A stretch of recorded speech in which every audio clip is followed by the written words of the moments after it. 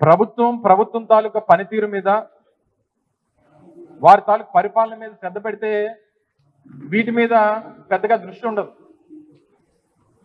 ఇప్పుడు ఎవరిని అరెస్ట్ చేస్తారు? రేపు పొద్దున్న గట్టిగా మాట్లాడితే మాలాంటి వాళ్ళని, లేదా సోషల్ మీడియాలో ఎవరన్నా ప్రశ్నిస్తే ప్రభుత్వాన్ని విమర్శిస్తే వాళ్ళని. ఈ ప్రభుత్వం ఏదైనా వారి వైఫల్యాన్ని ఎత్తి చూపేటువంటి ఎవరినన్నా సరే మేము బెదిరించి మా రెడ్ బుక్ రాజ్యాంగాన్ని అమలు చేసి తప్పుడు కేసులు పెట్టి అరెస్ట్ చేసి వారిని నోళ్లు మూయించేటువంటి ప్రయత్నం చేసేటువంటి దిశగా ఈరోజు ప్రభుత్వం పనితీరు ఉంది. సో ప్రభుత్వం వారి తాలూకా పని మీద శ్రద్ధ లేనప్పుడు, ఇచ్చినటువంటి మాట నిలబెట్టుకునేటువంటి పరిస్థితులు లేనప్పుడే ఇలాంటి పరిస్థితులకి వారు దిగజారుతారు. సరే, వీటన్నిటి కూడా చట్టాలు, మా న్యాయస్థానాలు ఇవన్నీ ఉన్నాయి, వాటిలో పోరాటం చేస్తాం. తప్పకుండా ప్రభుత్వాన్ని మాత్రం నిలదీసేటువంటి విషయంలో ఎప్పటికీ కూడా వైఎస్ఆర్ కాంగ్రెస్ పార్టీ వాళ్ళు ఎంతమంది అరెస్ట్ చేసినా వెనకడిగేసేటువంటి ప్రసక్తే ఉండదు అనేటువంటి విషయాన్ని మరొకసారి ఈ సందర్భంగా తెలియజేస్తా ఉన్నాం. ఓకే, చెప్తున్నాను కదా, మళ్ళీ సేమ్ ఇందాక చెప్పినట్టుగా ప్రభుత్వాన్ని, సో వారు ఏదో మాట్లాడారని గత ప్రభుత్వాన్ని గతంలో అధికారం ఉన్నప్పుడు లేదా అధికారం పోయిన తర్వాత తెలుగుదేశం పార్టీని విమర్శించారని చెప్పి ఆయన మీద కేసు పెట్టారు. ఇదే ఇప్పుడు కూటమి నేతలు గతంలో మేము అధికారంలో ఉన్నప్పుడు ఆ రోజు జగన్మోహన్ రెడ్డి గారి మీద కానీ వైఎస్ఆర్ కాంగ్రెస్ పార్టీ నాయకుల మీద కానీ ఏ రకంగా మాట్లాడారో అని ఇవన్నీ మేము పరిగణలో తీసుకుంటే ఇప్పటికీ అక్కడ ఉన్నటువంటి వారు అందరూ కూడా జైల్లో ఉండేవారు.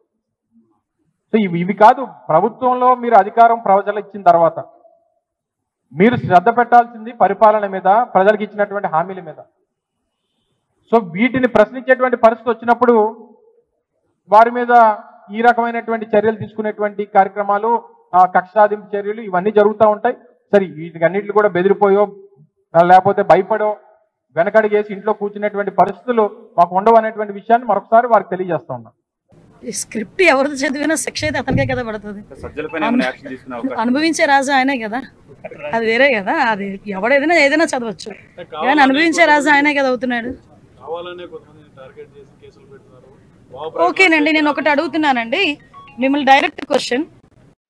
పోసాని మాటల్ని టాలరేట్ చేసి అయ్యో పాపం అనుకునే ఒక్క మనిషిని తీసుకురండి, మేము ఆలోచిస్తాం ఒకసారి మాట్లాడడానికి.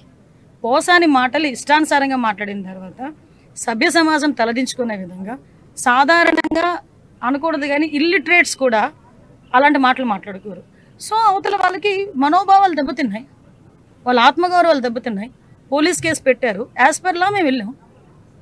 ఇందులోని టార్గెటెడ్ ఏముంది? వాళ్ళు ఏం మాట్లాడలేదా? వాళ్ళు అటువంటి కామెంట్స్ చేయలేదా? మరి ఇంతకు ముందు మా మీద కేసులు పెట్టిన కేసులని ఎప్పుడు అండి?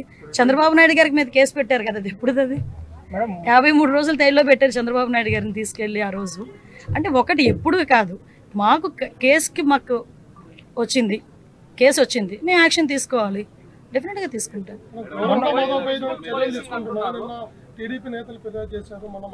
అదేనండి, మేము కూడా అంటే విషయం ఏంటంటే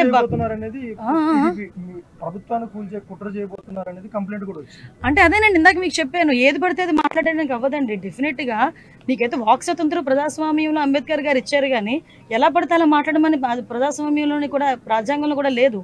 అంటే అవతల వాళ్ళని రెచ్చగొట్టే విధంగా మాట్లాడడం కానీ, ప్రభుత్వాలని రెచ్చగొట్టే విధంగా మాట్లాడడం కానీ, ప్రజలను రెచ్చగొట్టే విధంగా మాట్లాడే పరిస్థితులు ఉంటే కనుక కంపల్సరీగా చట్టపరమైన చర్యలు తీసుకుంటాం.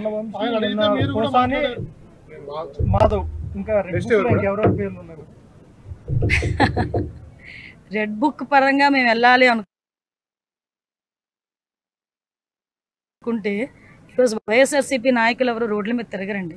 దయచేసి మీరు కూడా అర్థం చేసుకోవాలి, మేము యాజ్ పర్ లా వెళ్తున్నాము, యాజ్ పర్ వాళ్ళు ఎవరైనా కంప్లైంట్ ఇస్తే కంప్లైంట్ బేస్ చేసుకొని వెళ్తున్నాము. పోసాని గారి మీద సుమారుగా 17 కేసులు, దగ్గర 17 కేసులు రాష్ట్రం మొత్తం మీద 17 కేసులు ఫైల్ అయి ఉన్నాయి. వంశీ మీద ఎన్ని కేసులు ఫైల్ అయి ఉన్నాయి మీకు తెలుసు. ఈ రోజుకి కూడా ఏ కేసుల్లో ఫైల్ అయినాయో మీకు తెలుసు. ఇందులోని కక్షపూరితంగా ఎన్డీఏ గవర్నమెంట్ చేయాలి అనుకుంటే వైఎస్ఆర్సీపీ నాయకులు ఎవరు కూడా బయటకు తిరగలేరు. కానీ మేము ఆ కక్ష సాధింపు ధోరణిలోకి వెళ్ళలేదు. అలాగని తప్పు చేసిన వదిలిపెట్టే ప్రసక్తి లేదు. తప్పు చేసిన వాడికి శిక్ష పడాలి, లేకపోతే భయం ఎలా ఉంటుంది? ఉండాలి కదా, భయం ఉండాలి కదా. తప్పు చేసాడు అనుకున్నవాడు ఎవడైనా కూడా కొంచెం జాగ్రత్తగా ఉంటే బెటర్, కానీ శిక్ష నుంచి అయితే తప్పించుకోలేరు. మేము అదేనండి, మేము అందుకే టార్గెట్ పెట్టుకున్నామండి. సీసీ కెమెరాస్ చాలా వరకు ఉన్నాయని అంటున్నారు, మొన్నటి వరకు లేవు, ఇప్పుడు మేము పెట్టాం. చాలా వరకు పని చేయట్లేదు. ఆ పని చేయని సీసీ కెమెరాస్ అన్ని కూడా మళ్ళీ రీస్టోర్ చేస్తున్నాం, అన్ని కూడా క్లియర్ చేసుకుంటాం.